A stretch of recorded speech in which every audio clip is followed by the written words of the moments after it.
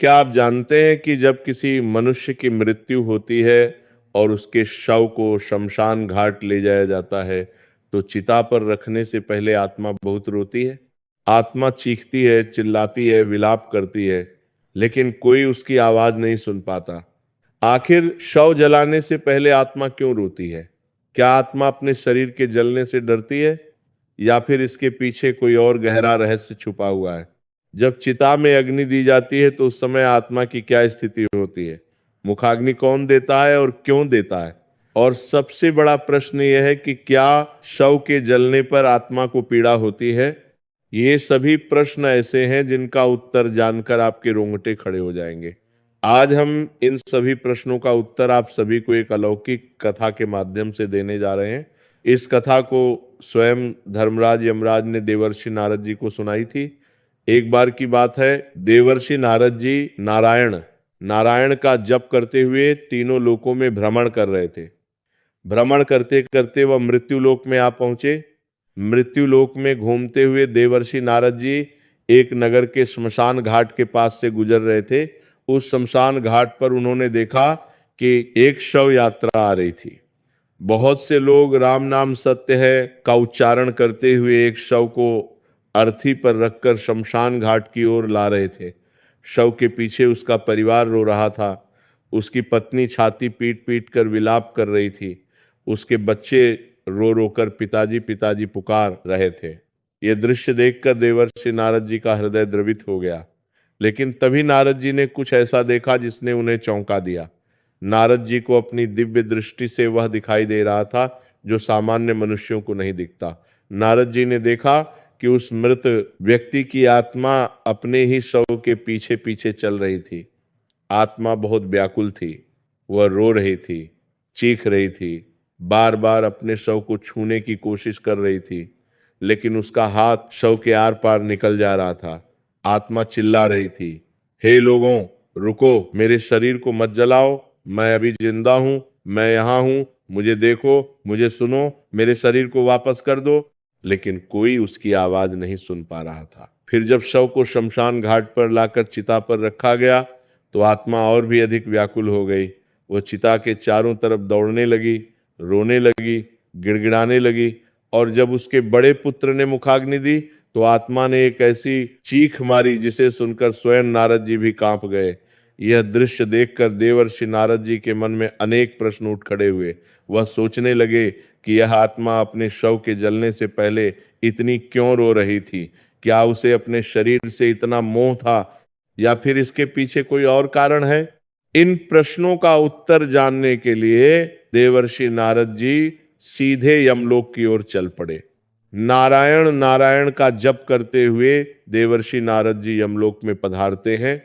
नारद जी को आता हुआ देखकर यमराज अपने सिंहासन से उठकर खड़े हो जाते हैं और नारद जी का स्वागत करते हुए कहते हैं, हे ब्रह्मानंदन, यमलोक में आपका स्वागत है। आज कैसे पधारे? अवश्य ही कोई विशेष प्रयोजन होगा। कहिए, इस विषय पर आपके मन में शंका उत्पन्न हुई है? यमराज के मुख से ये बात सुनकर देवर्षि नारद जी हाथ जोड़ते हुए कहते हैं, हे सूर्य तनय, हे दंड धारक, हे धर्मराज, सर्वप्रथम मैं आपको प्रणाम करता हूं। हे प्रभु, आज मैं मृत्युलोक में भ्रमण करते समय एक शमशान घाट के पास से गुजरा। वहां मैंने अपनी दिव्य दृष्टि से कुछ ऐसा देखा जिसने मेरे मन को बहुत व्याकुल कर दिया। मैंने देखा कि एक मृत व्यक्ति की आत्मा अपने ही शव के पीछे पीछे शमशान घाट तक आई। वह आत्मा बहुत रो रही थी, विलाप कर रही थी। और जब शव को चिता पर रखा गया तो आत्मा और भी अधिक व्याकुल हो गई। और जब मुखाग्नि दी गई तो आत्मा ने एक भयंकर चीख मारी। हे धर्मराज, मेरा प्रश्न यह है कि शव जलाने से पहले आत्मा इतनी क्यों रोती है? क्या आत्मा को अपने शरीर के जलने से पीड़ा होती है, और मुखाग्नि के समय आत्मा इतनी चीखती क्यों है? कृपया मेरी इन शंकाओं का निवारण कीजिए। देवर्षि नारद का प्रश्न सुनकर धर्मराज गंभीर हो जाते हैं और बोलते हैं, हे देवर्षि, आज आपने एक ऐसा प्रश्न पूछा है जिसका उत्तर समस्त मानव जाति को जानना चाहिए। शव जलाने से पहले आत्मा क्यों रोती है? इसके पीछे एक नहीं बल्कि अनेक कारण हैं। और प्रत्येक कारण इतना गहरा और हृदय विदारक है कि इसे सुनकर किसी भी मनुष्य की आंखें नम हो जाएंगी। हे देवर्षि, मैं आपको इसका उत्तर एक कथा के माध्यम से देना चाहता हूं। इस कथा को ध्यान पूर्वक सुनिए। जो भी श्रोतागण इस कथा को पूरा सुनते हैं, उनके पूर्वजों की आत्मा को शांति मिलती है और उनके ऊपर से पितृदोष का प्रकोप समाप्त हो जाता है। कथा प्रारंभ करते हुए धर्मराज कहते हैं, हे देवर्षि, बहुत प्राचीन समय की बात है। पश्चिम देश में चंद्रपुर नाम का एक विशाल और समृद्ध नगर था। उस नगर में 4 वर्णों के लोग निवास करते थे। ब्राह्मण, क्षत्रिय, वैश्य और शूद्र सभी मिलजुल कर रहते थे। उस नगर के राजा का नाम धर्मसेन था, जो बहुत ही न्यायप्रिय और धार्मिक राजा था। उसके राज्य में प्रजा सुखी थी। चारों ओर धर्म का पालन होता था। मंदिरों में नित्य पूजा पाठ होता था। ब्राह्मण वेदों का अध्ययन करते थे और गरीबों की सेवा होती थी। इस नगर में 3 भाई रहते थे। बड़े भाई का नाम माधव था, मंझले भाई का नाम केशव था और सबसे छोटे भाई का नाम गोपाल था। तीनों भाई एक ही घर में रहते थे। उनके पिता का नाम श्रीधर था, जो एक सम्मानित वैश्य थे और मसालों का व्यापार करते थे। श्रीधर बहुत ही धार्मिक और सज्जन व्यक्ति थे। उन्होंने अपने तीनों पुत्रों को बचपन से ही अच्छे संस्कार दिए थे। लेकिन जैसा कि संसार में होता है, एक ही पिता के 3 पुत्र और तीनों के स्वभाव बिल्कुल अलग अलग।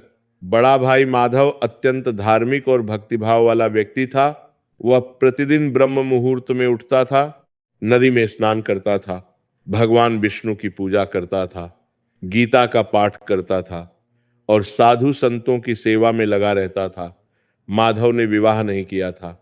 उसने अपना पूरा जीवन भगवान की भक्ति और लोक सेवा में समर्पित कर दिया था। वह नगर में एक धर्मशाला लाता था, जहां यात्रियों को निःशुल्क भोजन और आश्रय मिलता था। मंझला भाई केशव एक सामान्य गृहस्थ था। वह न बहुत धार्मिक था, न बहुत अधार्मिक। वह अपने पिता का व्यापार देखता था, समय समय पर मंदिर जाता था, त्योहारों पर पूजा करता था, लेकिन प्रतिदिन पूजा पाठ करना उसके स्वभाव में नहीं था। केशव की पत्नी का नाम लक्ष्मी था और उनके 2 बच्चे थे। केशव एक अच्छा पति और अच्छा पिता था। वह अपने परिवार की देखभाल करता था और ईमानदारी से व्यापार करता था। सबसे छोटा भाई गोपाल बिल्कुल अलग मिट्टी का बना था। गोपाल को ना भगवान में विश्वास था, ना कर्मकांडों में। वह कहता था कि यह सब पंडितों का बनाया हुआ जाल है। जन्म और मृत्यु प्रकृति की प्रक्रिया है, इसमें भगवान भगवान कुछ नहीं होता। गोपाल बहुत ही चतुर और धूर्त व्यक्ति था। उसने अपना अलग से एक साहूकारी का व्यापार शुरू किया था, जिसमें वह लोगों को ऊंचे ब्याज पर पैसे उधार देता था। जो लोग समय पर पैसे नहीं लौटा पाते, उनकी जमीनें और मकान छीन लेता था। गोपाल की पत्नी का नाम मंजरी थी, जो अपने पति से डरती थी और उसकी हर बात मानती थी। उनका एक पुत्र था जिसका नाम अर्जुन था। मित्रों, एक ही पिता के 3 पुत्र और तीनों के जीवन की दिशा बिल्कुल अलग अलग। एक भगवान का भक्त, एक सामान्य गृहस्थ और एक नास्तिक और लालची। अब देखिए कि इन तीनों भाइयों के जीवन में आगे क्या हुआ। धर्मराज आगे कथा सुनाते हुए कहते हैं, हे देवर्षि, समय बीतता गया। तीनों भाई अपने अपने जीवन में व्यस्त थे। उनके पिता श्रीधर अब वृद्ध हो चुके थे। एक दिन श्रीधर जी की तबीयत बहुत खराब हो गई। उन्हें तेज बुखार आया और खांसी के साथ खून आने लगा। वैद्य ने बताया कि श्रीधर जी को फेफड़ों का एक गंभीर रोग हो गया है और अब उनके बचने की कोई आशा नहीं है। ये सुनकर माधव बहुत दुखी हुआ। उसने अपने पिता के कमरे में भगवान विष्णु की मूर्ति स्थापित की, तुलसी का पौधा रखा, दीपक जलाया और प्रतिदिन अपने पिता के सिरहाने बैठकर गीता का पाठ करने लगा। केशव भी चिंतित था। उसने नगर के सबसे अच्छे वैद्यों को बुलवाया और पिता की सेवा में लग गया। लेकिन गोपाल को अपने पिता की बीमारी से कोई विशेष फर्क नहीं पड़ रहा था। वह अपने साहूकारी के काम में व्यस्त था। हाँ, उसने एक बार आकर पिता को देखा और कहा, पिताजी चिंता मत करो, सब ठीक हो जाएगा। बस इतना कहकर वो चला गया। श्रीधर जी को अपने तीनों पुत्रों के स्वभाव का भली भांति ज्ञान था। उन्होंने एक दिन अपने तीनों पुत्रों को अपने पास बुलाया और बोले, हे पुत्रों, मेरा अंतिम समय निकट है। मैं तुम तीनों से कुछ कहना चाहता हूं, ध्यान से सुनो। मेरी मृत्यु के बाद तुम तीनों मिलकर मेरा अंतिम संस्कार करना, मेरे शव को विधि विधान से स्नान कराना, नए वस्त्र पहनाना, माथे पर चंदन का तिलक लगाना, मेरे मुख में तुलसी दल और गंगा जल डालना, और जब मुझे शमशान घाट ले जाओ तो राम नाम का उच्चारण करते हुए ले जाना। चिता पर रखने से पहले मेरे शरीर की 3 बार परिक्रमा करना, और फिर मेरे ज्येष्ठ पुत्र माधव मुझे मुखाग्नि देगा। और हाँ, एक बात और सुनो, जब मेरा शव चिता पर जल रहा हो तो पीछे मुड़कर मत देखना, सीधे घर आ जाना। और 13 दिनों तक सभी विधि विधान का पालन करना, गरुड़ पुराण का पाठ करवाना, पिंडदान करना, ब्राह्मणों को भोजन कराना, गरीबों को दान देना, ये मेरी अंतिम इच्छा है। श्रीधर जी की बात सुनकर माधव ने कहा, हे पिताजी, आपकी हर इच्छा मेरे लिए आदेश है, मैं आपकी सभी अंतिम इच्छाओं का पालन करूंगा। केशव ने भी कहा, पिताजी मैं भी भाई माधव के साथ सब कुछ करूंगा। लेकिन गोपाल चुपचाप खड़ा रहा, उसने कुछ नहीं कहा। श्रीधर जी ने गोपाल की ओर देखा और कहा, हे गोपाल, तू चुप क्यों है? क्या तू अपने पिता की अंतिम इच्छा भी पूरी नहीं करेगा? गोपाल ने कहा, पिताजी आप ऐसी बातें क्यों कर रहे हैं, आप ठीक हो जाएंगे। श्रीधर जी ने कहा, गोपाल, मैं जानता हूं कि मेरा समय आ गया है, तू मुझसे झूठ मत बोल, बस मेरा एक वचन दे कि तू भी अपने भाइयों के साथ मिलकर मेरे अंतिम संस्कार में सम्मिलित होगा। गोपाल ने अनमने मन से कहा, ठीक है पिताजी, जैसा आप कहें। इसके कुछ दिन बाद एक सुबह जब माधव अपने पिता के कमरे में गीता का पाठ कर रहा था, तब श्रीधर जी ने अपने बड़े पुत्र का हाथ अपने हाथ में लिया और भगवान विष्णु का नाम लेते हुए अपने प्राण त्याग दिए। माधव ने देखा कि उसके पिता के चेहरे पर एक शांत मुस्कान थी। उनके प्राण निकलने के समय उनके कानों में गीता के श्लोक पढ़ रहे थे और उनके मुख में तुलसी दल था।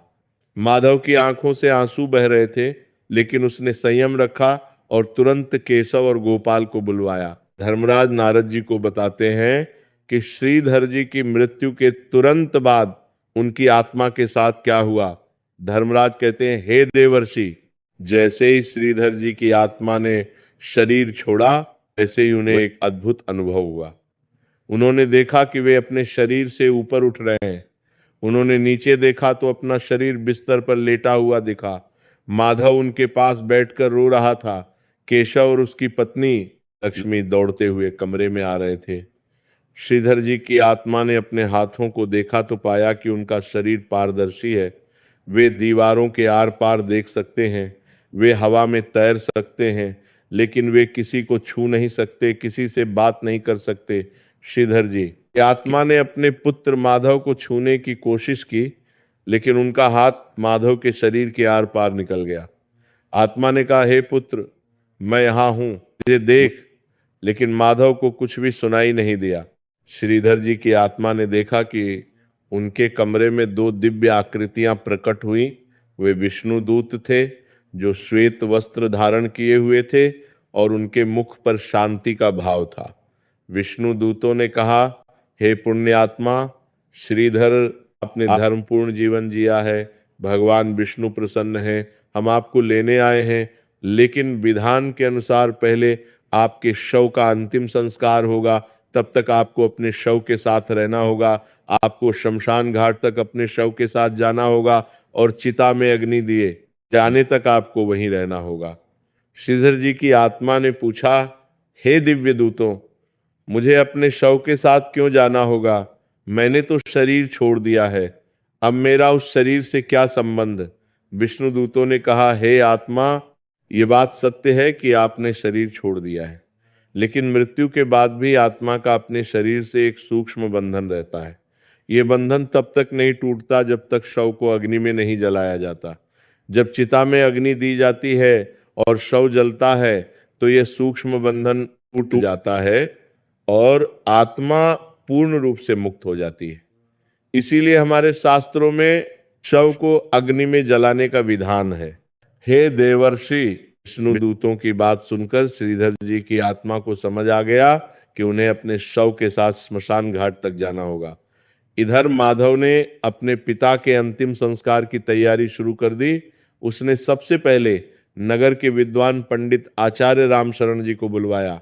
आचार्य जी ने आकर श्रीधर जी के शव को देखा और कहा, हे माधव, अरे पिता बहुत सौभाग्यशाली हैं। उनकी मृत्यु ब्रह्म मुहूर्त में हुई। उनके कानों में गीता के श्लोक पढ़ रहे थे, उनके मुख में तुलसी दल था और उनके चेहरे पर शांत मुस्कान है। यह सब संकेत हैं कि उनकी आत्मा को सद्गति प्राप्त होगी। अब हमें उनके शव का अंतिम संस्कार विधि विधान से करना होगा। आचार्य रामशरण जी ने सबसे पहले श्रीधर जी के शव को पवित्र जल से स्नान कराया, नए श्वेत वस्त्र पहनाए, माथे पर चंदन का तिलक लगाया, गले में तुलसी की माला पहनाई, शव के चारों ओर फूल रखे गए, धूप और अगरबत्ती लगाई गई, वैदिक मंत्रों का उच्चारण किया गया।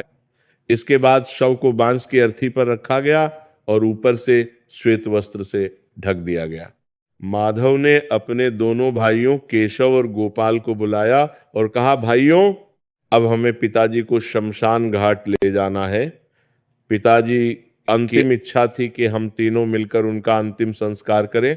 कृपया तुम दोनों भी मेरे साथ चलो। केशव ने तुरंत कहा, हाँ भाई, तुम्हारे साथ हूं, चलो।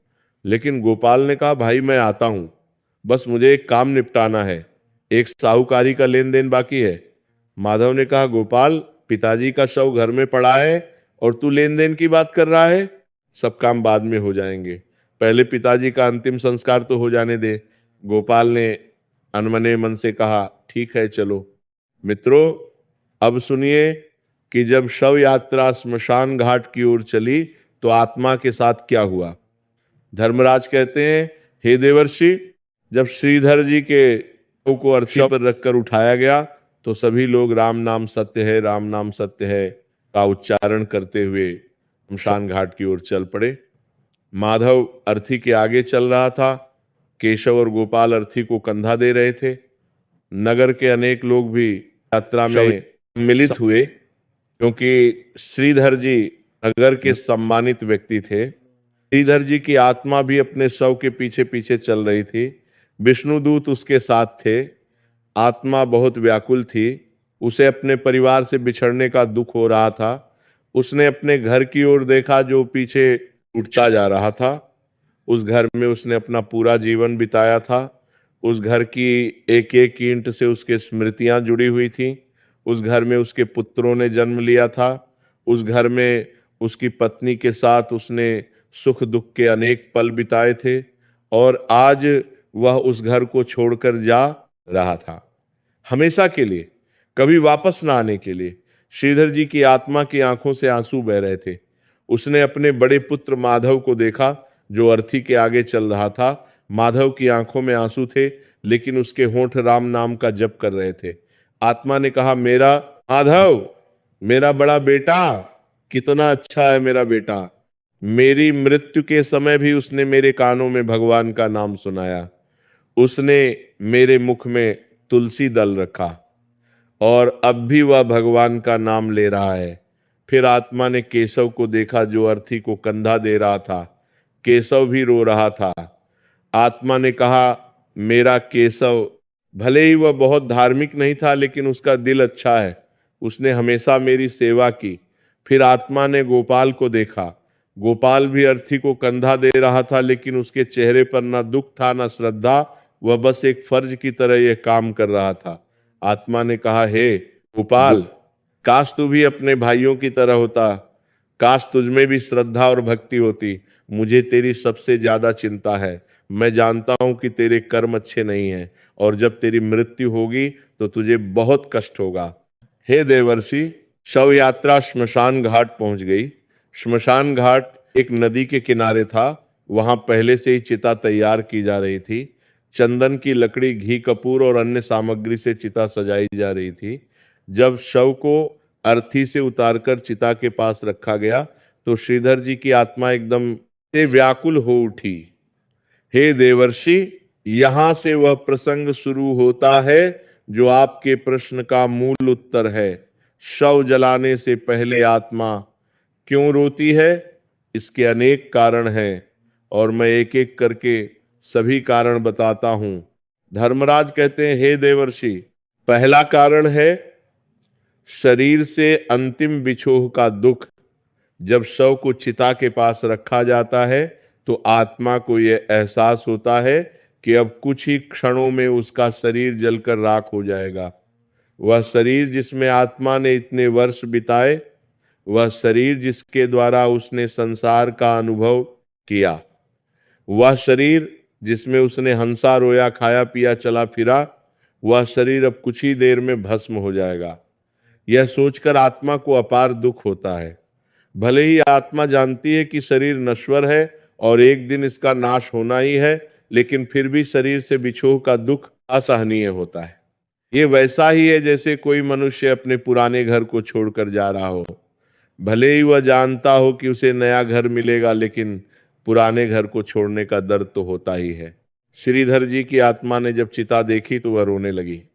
उसने कहा, हे मेरे शरीर, तूने मेरा इतने वर्षों तक साथ दिया, तूने मुझे इस संसार का अनुभव कराया, तेरी आंखों से मैंने अपने पुत्रों को देखा, तेरे कानों से मैंने भगवान के भजन सुने, तेरे हाथों से मैंने दान किया, तेरे पैरों से मैंने तीर्थ यात्रा की, और आज तू जलकर राख हो जाएगा।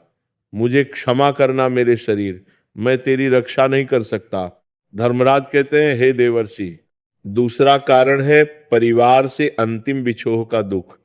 जब शव को चिता पर रखा जाता है तो आत्मा देखती है कि उसके परिवार के सदस्य रो रहे हैं, पत्नी विलाप कर रही है, बच्चे रो रहे हैं, मित्र और संबंधी दुखी है। आत्मा उन सभी को अंतिम बार देखती है और उसे समझ आता है कि अब वो कभी भी अपने परिवार के साथ नहीं रह पाएगी, ना कभी अपनी पत्नी से बात कर पाएगी, ना कभी अपने बच्चों को गले लगा पाएगी, ना कभी अपने मित्रों के साथ हंस पाएगी। ये अंतिम बिछोह आत्मा के लिए बहुत कष्टदायक होता है। श्रीधर जी की आत्मा ने अपने तीनों पुत्रों को देखा। माधव अपने पिता के शव के पास बैठकर मंत्रों का उच्चारण कर रहा था। केशव की आंखों से लगातार आंसू बह रहे थे। गोपाल दूर खड़ा था। आत्मा ने कहा, हे मेरे पुत्रों, मैं तुम तीनों से बहुत प्रेम करता हूं। तुम तीनों मेरे जीवन का सबसे बड़ा सुख हो और आज मैं तुम तीनों को छोड़कर जा रहा हूं। मुझे क्षमा करना कि मैं तुम्हारे साथ और अधिक समय नहीं बिता पाया। धर्मराज कहते हैं, हे देवर्षि, तीसरा कारण है संसार के मोह का दुख। मनुष्य अपने जीवन काल में अनेक वस्तुओं से मोह करता है।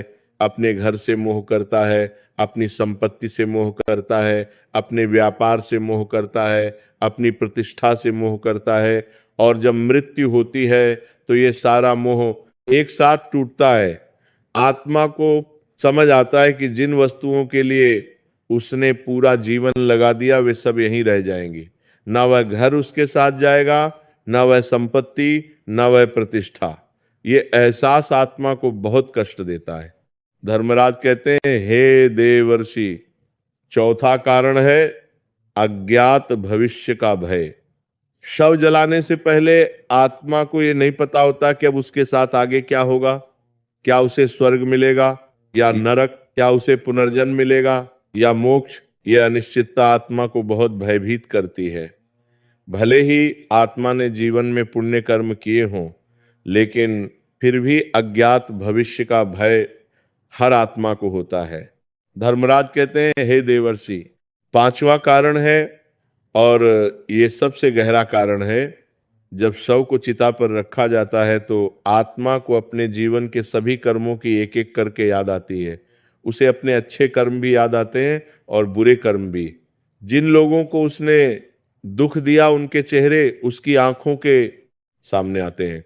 जिन गलतियों को उसने किया उनकी पीड़ा उसे महसूस होती है और आत्मा को लगता है कि काश मेरे पास एक और अवसर होता, काश मैं अपनी गलतियों को सुधार सकती, काश मैं उन लोगों से क्षमा मांग सकती जिन्हें मैंने दुख दिया, लेकिन अब बहुत देर हो चुकी है, अब कुछ नहीं हो सकता। ये पश्चाताप का दुख आत्मा के लिए सबसे अधिक कष्टदायक होता है। धर्मराज कहते हैं, हे देवर्षि, छठा कारण है जो बहुत कम लोग जानते हैं। जब शव को चिता पे रखा जाता है तो आत्मा का अपने शरीर से जो सूक्ष्म बंधन होता है वो बहुत तीव्र हो जाता है। आत्मा को ऐसा लगता है जैसे कोई उसे बलपूर्वक अपने शरीर से खींच रहा है। ये सूक्ष्म बंधन बहुत पीड़ादायक होता है और यह बंधन तब तक नहीं टूटता जब तक शव में अग्नि नहीं दी जाती। जब मुखाग्नि दी जाती है और अग्नि शव के मुख तक पहुंचती है तो यह सूक्ष्म बंधन टूटता है और इसी क्षण आत्मा एक तीव्र चीख मारती है। यह चीख पीड़ा की चीख नहीं है, यह मुक्ति की चीख है। ये वैसा ही है जैसे एक शिशु जब माता के गर्भ से बाहर आता है तो वह रोता है। वह रोना पीड़ा का रोना नहीं होता बल्कि एक नए जीवन में प्रवेश का रोना होता है। ठीक उसी प्रकार मुखाग्नि के समय आत्मा की चीख एक पुरानी दुनिया से मुक्ति और एक नई यात्रा के प्रारंभ का संकेत होती है।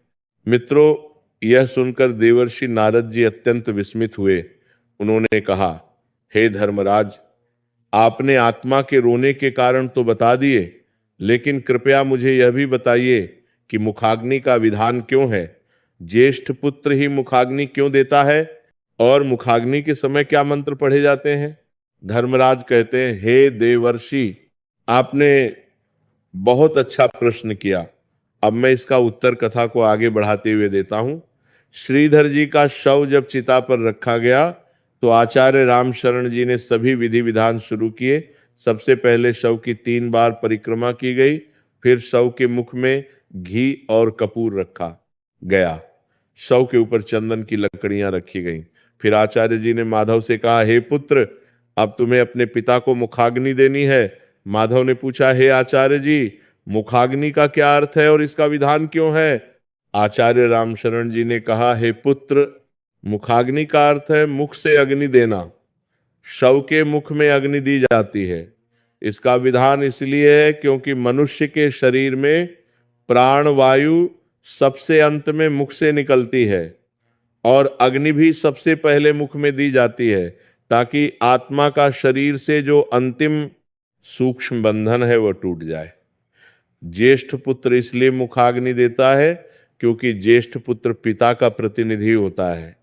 पिता ने जिस प्रकार पुत्र को जन्म दिया उसी प्रकार पुत्र अपने पिता को अग्नि देकर उनकी आत्मा को मुक्त करता है।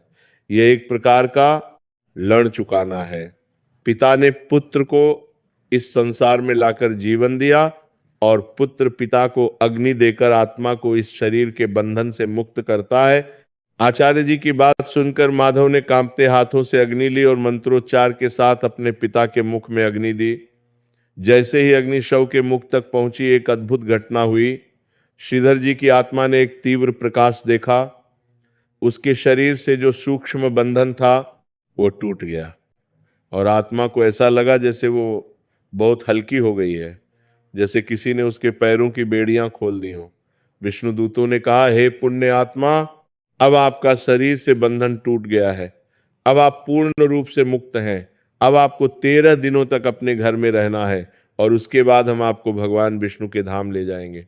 श्रीधर जी की आत्मा ने अंतिम बार अपने जलते हुए शव को देखा, अपने पुत्रों को देखा और मन ही मन सबको आशीर्वाद देकर विष्णु दूतों के साथ अपने घर की ओर चली गई। मित्रों, अब धर्मराज नारद जी को बताते हैं कि इसी कथा में एक और मोड़ आता है। कुछ वर्ष बीत गए। माधव और केशव ने अपने पिता की मृत्यु के बाद सभी 13 दिनों के कर्मकांड विधि विधान से किए। गरुड़ पुराण का पाठ करवाया, पिंडदान किया, ब्राह्मणों को भोजन कराया, गरीबों को दान दिया और श्रीधर जी की आत्मा शांतिपूर्वक स्वर्ग लोक को चली गई। अब कुछ वर्षों बाद सबसे छोटे भाई गोपाल की कथा शुरू होती है। गोपाल अपने पाप कर्म करता रहा, साहूकारी में गरीबों का शोषण करता रहा, ब्राह्मणों और संतों का अपमान करता रहा, भगवान को नकारता रहा। एक दिन गोपाल नदी किनारे अपने एक कर्जदार से मिलने गया था। वहां अचानक उसे सीने में तेज दर्द हुआ और वह नदी किनारे गिर पड़ा। किसी ने उसे उठाकर घर पहुंचाया। वैद्य ने बताया कि गोपाल को हृदय का रोग हो गया है और उसकी स्थिति बहुत गंभीर है। गोपाल बिस्तर पर पड़ा था, उसे भयंकर दर्द हो रहा था। उसकी पत्नी मंजरी उसके पास बैठी थी। उसका पुत्र अर्जुन दूसरे नगर में था और उसे अभी तक खबर नहीं मिली थी। गोपाल के बड़े भाई माधव और केशव को जब खबर मिली तो वे तुरंत गोपाल के पास आए। माधव ने गोपाल के कमरे में आते ही देखा कि कमरे में ना कोई भगवान की मूर्ति है, ना कोई दीपक, ना कोई तुलसी का पौधा। माधव ने तुरंत एक तुलसी का पौधा मंगवाया, भगवान विष्णु की एक छोटी मूर्ति रखी, दीपक जलाया और गोपाल के सिरहाने बैठकर भगवान विष्णु के नाम का जप करने लगा। गोपाल ने कमजोर आवाज में कहा, भाई ये सब क्यों कर रहे हो? मैंने कहा ना कि मैं इन सब बातों में विश्वास नहीं करता। माधव ने प्रेम से कहा, गोपाल तू मेरा छोटा भाई है, मैं तुझसे बहुत प्रेम करता हूं। चाहे तू विश्वास करे या ना करे, लेकिन मैं तेरे लिए भगवान का नाम अवश्य लूंगा, क्योंकि मैं जानता हूं कि मृत्यु के समय भगवान का नाम कितना महत्वपूर्ण है। यदि तेरे कानों में भगवान का नाम पड़े गया तो तेरी आत्मा को बहुत लाभ होगा। गोपाल ने कुछ नहीं कहा। उसकी तबीयत और बिगड़ती जा रही थी, दर्द बढ़ता जा रहा था, उसकी सांसें तेज और अनियमित हो रही थीं, उसका चेहरा पीला पड़ गया था, उसकी आंखें धंस रही थीं, मृत्यु निकट आ रही थी। तभी गोपाल ने कुछ ऐसा देखा जिसने उसके होश उड़ा दिए। उसे अपने कमरे के कोने में दो भयंकर आकृतियां दिखाई दी। उनका शरीर विशाल और काले रंग का था। उनकी आंखें लाल अंगारों की तरह चमक रही थीं। उनके हाथों में लोहे का पाश और भारी दंड था। वे यमदूत थे जो गोपाल की आत्मा को लेने आए थे। गोपाल ने डर से चीखते हुए कहा, भाई माधव, वहां कोने में कोई है। दो भयानक आकृतियां, वे मेरी ओर देख रही हैं, मुझे बचाओ। माधव ने कोने की ओर देखा, लेकिन उसे कुछ भी दिखाई नहीं दिया। माधव ने कहा, गोपाल वहां कोई नहीं है, तू शांत हो जा, मैं तेरे पास हूं, भगवान का नाम ले, सब ठीक हो जाएगा। लेकिन गोपाल को वे आकृतियां स्पष्ट दिखाई दे रही थीं। यमदूत मुस्कुरा रहे थे और गोपाल की ओर धीरे धीरे बढ़ रहे थे। गोपाल ने भय से कांपते हुए कहा, भाई वे मेरे पास आ रहे हैं, उनके हाथ में जंजीरें हैं, वे मुझे बांधना चाहते हैं, भाई मुझे बचाओ। माधव ने तुरंत भगवान विष्णु का नाम और भी जोर से लेना शुरू किया। उसने गोपाल के कान में नमो नारायणाय मंत्र का जप करना शुरू किया। जैसे ही भगवान विष्णु का नाम गोपाल के कानों में पड़ा, यमदूत कुछ पीछे हट गए, लेकिन वे गए नहीं। वे वहीं खड़े रहकर अपने समय की प्रतीक्षा करने लगे। गोपाल की स्थिति बहुत गंभीर हो चुकी थी। उसकी सांसें धीमी होती जा रही थी, उसका शरीर ठंडा पड़ रहा था और अंततः गोपाल ने अपने प्राण त्याग दिए। लेकिन एक बात हुई, मृत्यु के ठीक अंतिम क्षण में माधव गोपाल के कान में भगवान विष्णु का नाम ले रहा था और गोपाल ने अनजाने में ही सही, लेकिन अपने जीवन में पहली बार और अंतिम बार भगवान का नाम सुन लिया। मित्रों, अब सुनिए कि गोपाल की आत्मा के साथ मृत्यु के बाद क्या हुआ और शव को शमशान ले जाने से पहले और चिता जलाने के समय क्या हुआ। धर्मराज कहते हैं, हे देवर्षि, गोपाल की आत्मा जब शरीर से बाहर निकली तो उसे ऐसा लगा जैसे किसी ने उसे जलते हुए तवे पर फेंक दिया हो। उसे शरीर छोड़ने में भयंकर पीड़ा हुई। शरीर से बाहर आने के बाद उसने देखा कि दो यमदूत उसके सामने खड़े हैं, वही यमदूत जिन्हें उसने मृत्यु से पहले देखा था। यमदूतों ने कहा, हे पापी गोपाल, अब तू हमारे अधिकार में है, चल हमारे साथ। गोपाल की आत्मा भय से कांपती हुई बोली, नहीं, मैं नहीं जाऊंगा, मुझे छोड़ दो। यमदूतों ने कहा, हे मूर्ख, तूने जीवन भर कहा कि ईश्वर नहीं होता, आत्मा नहीं होती, यमदूत नहीं होते, तो अब हम तेरे सामने खड़े हैं, बता अब भी तुझे लगता है कि हम नहीं हैं? गोपाल की आत्मा चुप हो गई। उसे अपनी गलती का एहसास हो गया, लेकिन अब बहुत देर हो चुकी थी। यमदूतों ने कहा, हे आत्मा, विधान के अनुसार पहले तेरे शव का अंतिम संस्कार होगा। तुझे अपने शव के साथ शमशान घाट तक जाना होगा। तू अपने शव को जलते हुए देखेगा और जब चिता में अग्नि दी जाएगी तब तेरा शरीर से सूक्ष्म बंधन टूटेगा, उसके बाद हम तुझे यमलोक ले जाएंगे। इधर माधव ने गोपाल के अंतिम संस्कार की तैयारी शुरू कर दी। उसने आचार्य रामशरण जी को बुलवाया। गोपाल के शव को विधि विधान से स्नान कराया गया, नए वस्त्र पहनाए गए, माथे पर चंदन का तिलक लगाया गया, मुख में तुलसी दल रखा गया। यह सब माधव ने किया, क्योंकि गोपाल ने तो जीवन भर कभी भगवान का नाम नहीं लिया था। लेकिन माधव ने अपने भाई की आत्मा की शांति के लिए सब कुछ विधि विधान से करवाया। जब गोपाल के शव को अर्थी पर रखकर शमशान घाट ले जाया गया, तो गोपाल की आत्मा भी यमदूतों के साथ अपने शव के पीछे पीछे चल रही थी। लेकिन गोपाल की आत्मा की स्थिति श्रीधर जी की आत्मा से बिल्कुल अलग थी। श्रीधर जी की आत्मा भी रो रही थी, लेकिन उनके साथ विष्णु दूत थे जो उन्हें सांत्वना दे रहे थे। गोपाल की आत्मा के साथ यमदूत थे जो उसे पास से बांधकर घसीट रहे थे। गोपाल की आत्मा बहुत रो रही थी, लेकिन उसके रोने के कारण अलग थे। वह अपने पापों के लिए रो रही थी, वह अपने अपमानित किए हुए ब्राह्मणों और साधुओं के लिए रो रही थी, वह उन गरीबों के लिए रो रही थी जिनकी जमीनें उसने छीनी थी, वह उन लोगों के लिए रो रही थी जिन्हें उसने ऊंचे ब्याज पर पैसे देकर बर्बाद किया था। गोपाल की आत्मा रो रो कर कह रही थी, हे भगवान, मैंने तुम्हें जीवन भर नकारा, मैंने कहा कि तुम नहीं हो, लेकिन आज मुझे पता चला कि तुम हो। यमदूत है, यमलोक है, कर्मों का फल है। काश मैंने अपने बड़े भाई माधव की बात मानी होती, काश मैंने भी भगवान की भक्ति की होती, काश मैंने भी धर्म का मार्ग अपनाया होता। लेकिन अब सब कुछ समाप्त हो चुका है। मित्रों, गोपाल की आत्मा का रोना सुनकर स्वयं यमदूत भी कुछ क्षणों के लिए रुक गए। एक यमदूत ने दूसरे से कहा, इस आत्मा के पाप बहुत हैं, लेकिन इसकी एक बात अच्छी है कि इसके बड़े भाई बहुत पुण्यात्मा हैं। उन्होंने इसके मृत्यु के समय इसके कानों में भगवान का नाम डाला, और अब इसका अंतिम संस्कार भी विधि विधान से करवा रहे हैं। इससे इस आत्मा को कुछ लाभ अवश्य मिलेगा। शव यात्रा श्मशान घाट पहुंच गई। माधव ने चिता की व्यवस्था की। चंदन की लकड़ी, घी, कपूर सब कुछ विधि विधान से रखा गया। गोपाल का शव चिता पर रखा गया। आचार्य रामशरण जी ने मंत्रोच्चार शुरू किया। अब यहां एक समस्या उत्पन्न हुई। गोपाल का पुत्र अर्जुन अभी तक नहीं आया था। वह दूसरे नगर में था और उसे खबर भेजी गई थी, लेकिन वह समय पर नहीं पहुंच पाया। विधान के अनुसार मुखाग्नि ज्येष्ठ पुत्र को देनी चाहिए, लेकिन अर्जुन वहां नहीं था। आचार्य जी ने कहा, हे माधव, जब पुत्र उपस्थित ना हो तो ज्येष्ठ भ्राता मुखाग्नि दे सकता है। तुम गोपाल के ज्येष्ठ भ्राता हो, तुम मुखाग्नि दे सकते हो। माधव ने कहा, हे आचार्य जी, गोपाल मेरा छोटा भाई था। भले ही हमारे विचार अलग थे, लेकिन मैंने उससे सदैव प्रेम किया। मैं उसकी आत्मा की शांति के लिए कुछ भी करने को तैयार हूं।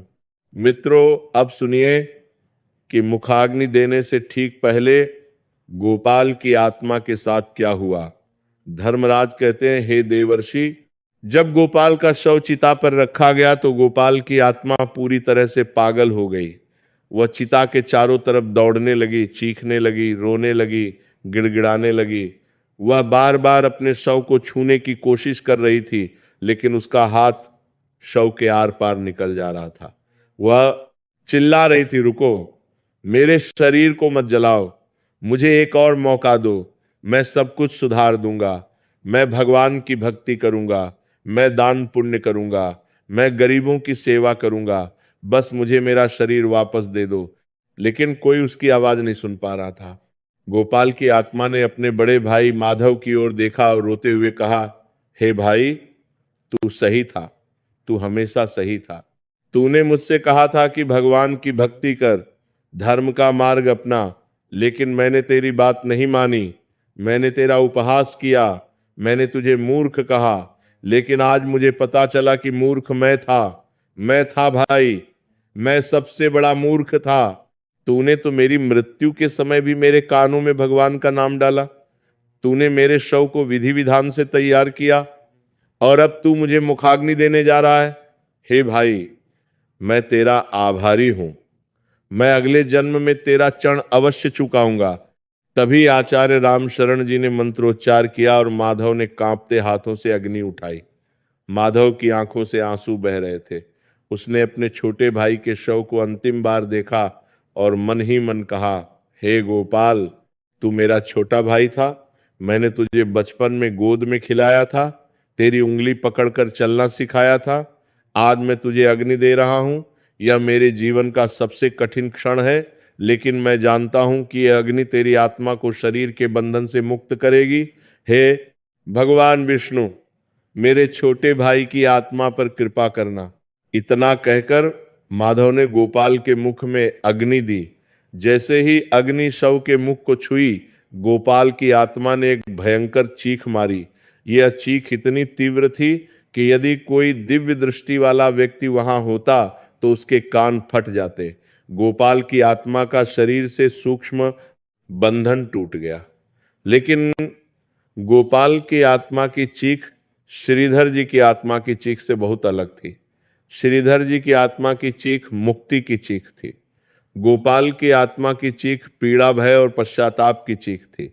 क्योंकि गोपाल की आत्मा जानती थी कि अब शरीर से बंधन टूटने के बाद यमदूत उसे यमलोक ले जाएंगे, जहां उसके पापों का हिसाब होगा। धर्मराज कहते, हे देवर्षि, अब मैं तुम्हें एक और गहरा रहस्य बताता हूं। जब चिता में अग्नि लगती है और शव जलने लगता है तो आत्मा को क्या अनुभव होता है? हे देवर्षि, पुण्य आत्मा को शव जलते समय कोई पीड़ा नहीं होती, क्योंकि मुखाग्नि के साथ ही उसका शरीर से बंधन टूट चुका होता है। वह अपने शव को जलते हुए शांतिपूर्वक देखती है। उसे ऐसा लगता है जैसे कोई पुराना वस्त्र जल रहा है। लेकिन पापी आत्मा को शव जलते समय पीड़ा होती है। ऐसा नहीं है कि शरीर की पीड़ा आत्मा को होती है, बल्कि पापी आत्मा का शरीर से मोह इतना गहरा होता है कि शव के जलने पर उसे मानसिक पीड़ा होती है। वह अपने शरीर को जलता हुआ देखकर तड़पती है, चीखती है और इस पीड़ा से और भी अधिक दुखी होती है। गोपाल की आत्मा ने अपने शव को जलते हुए देखा। उसने देखा कि अग्नि धीरे धीरे उसके शरीर को निगल रही है।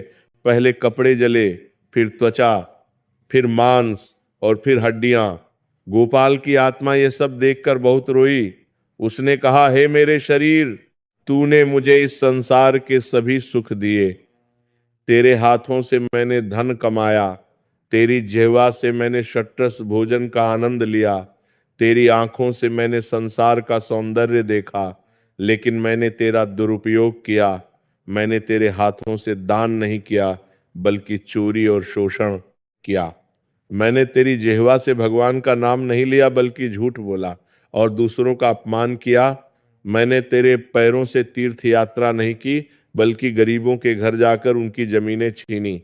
हे शरीर, मैंने तेरा अपमान किया और आज तू जलकर राख हो रहा है। मित्रों, यह सुनकर देवर्षि नारद जी की आंखों में आंसू आ गए। उन्होंने कहा, हे धर्मराज, यह कथा बहुत हृदय विदारक है, लेकिन कृपया मुझे यह भी बताइए कि क्या गोपाल की आत्मा को कुछ भी राहत मिली? क्या उसके भाई माधव के पुण्य कर्मों का कोई लाभ गोपाल को मिला? धर्मराज मुस्कुराते हुए कहते हैं, हे देवर्षि, आपने बहुत अच्छा प्रश्न पूछा।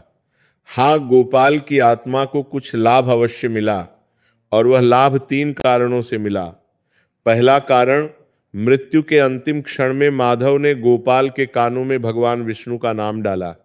गीता में भगवान श्री कृष्ण ने स्वयं कहा है कि मृत्यु के समय जो मेरा स्मरण करते हुए शरीर त्यागता है, वह मुझे ही प्राप्त होता है।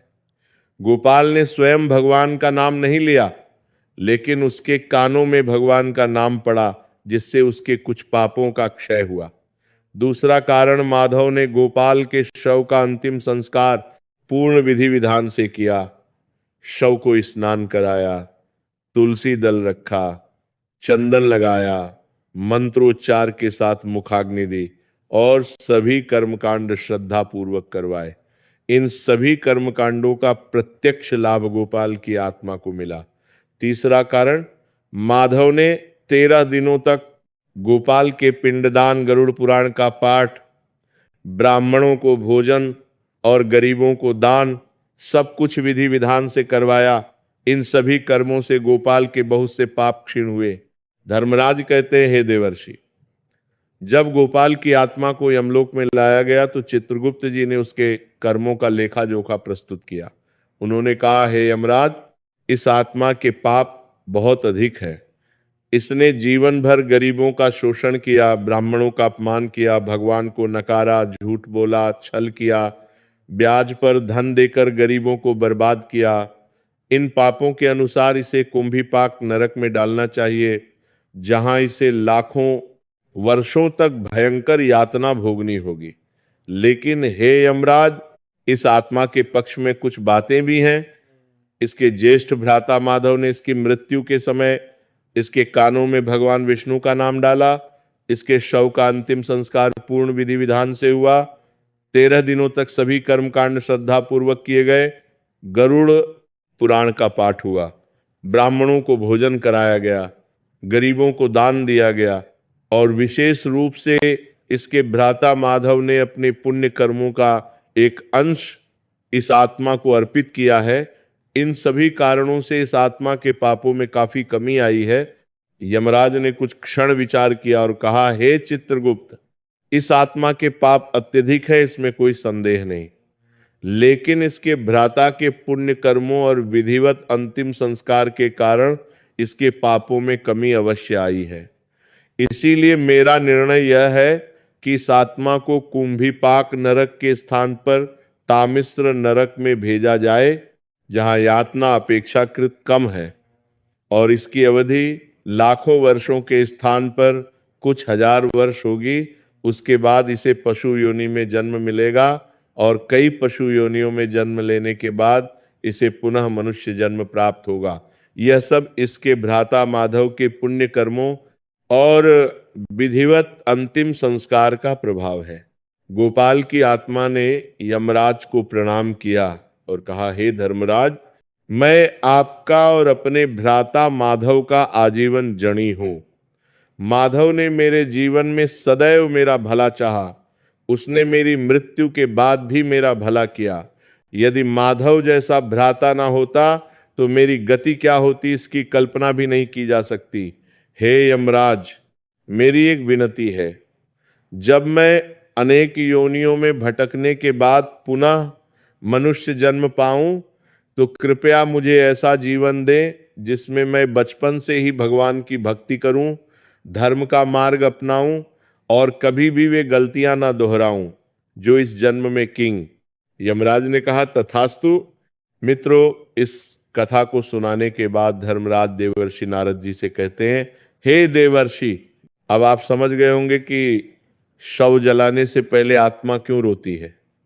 आत्मा के रोने के मुख्य कारण है, पहला, शरीर से अंतिम बिछोह का दुख, दूसरा, परिवार और प्रियजनों से बिछड़ने का दुख, तीसरा, संसार के मोह का दुख, चौथा, अज्ञात भविष्य का भय, पांचवा, अपने कर्मों का पश्चाताप, और छठा, शरीर से सूक्ष्म बंधन की पीड़ा जो मुखाग्नि के समय टूटती है। लेकिन हे देवर्षि, एक बहुत महत्वपूर्ण बात और है, पुण्य आत्मा का रोना और पापी आत्मा का रोना बिल्कुल अलग होता है। पुण्य आत्मा मुख्य रूप से अपने प्रियजनों से बिछड़ने के दुख में रोती है। उसके रोने में भय नहीं होता, उसे पता होता है कि भगवान उसके साथ हैं और उसकी गति अच्छी होगी। लेकिन पापी आत्मा का रोना भय, पीड़ा और पश्चाताप से भरा होता है। उसे अपने पापों का दंड मिलने का भय होता है, उसे यमदूतों का भय होता है, उसे नरक की यातना का भय होता है, और सबसे बड़ा दुख ये होता है कि अब कुछ भी बदला नहीं जा सकता। धर्मराज अंत में कहते हैं, हे देवर्षि, इस कथा का सार यह है कि मनुष्य को जीवित रहते हुए ही अपने कर्मों का सुधार कर लेना चाहिए। मृत्यु के बाद पश्चाताप करने से कुछ नहीं होता। जब तक शरीर में प्राण है तब तक मनुष्य के पास अवसर है कि वह भगवान की भक्ति करे, दान पुण्य करे, सत्य बोले, गरीबों की सेवा करे, माता पिता की सेवा करे और धर्म के मार्ग पर चले, क्योंकि मृत्यु कब आ जाए कोई नहीं जानता। और मृत्यु के बाद जो होता है वह केवल कर्मों पर निर्भर करता है।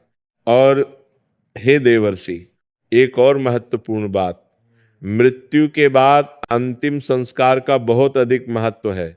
यदि परिवार के लोग मृतक का अंतिम संस्कार विधि विधान से करें, पिंडदान करें, गरुड़ पुराण का पाठ करवाएं, ब्राह्मणों को भोजन कराएं, गरीबों को दान दें, तो मृतक की आत्मा को बहुत लाभ होता है, उसके पापों में कमी आती है, उसकी यातना कम होती है। इसीलिए हमारे शास्त्रों में अंतिम संस्कार को इतना महत्व दिया गया है।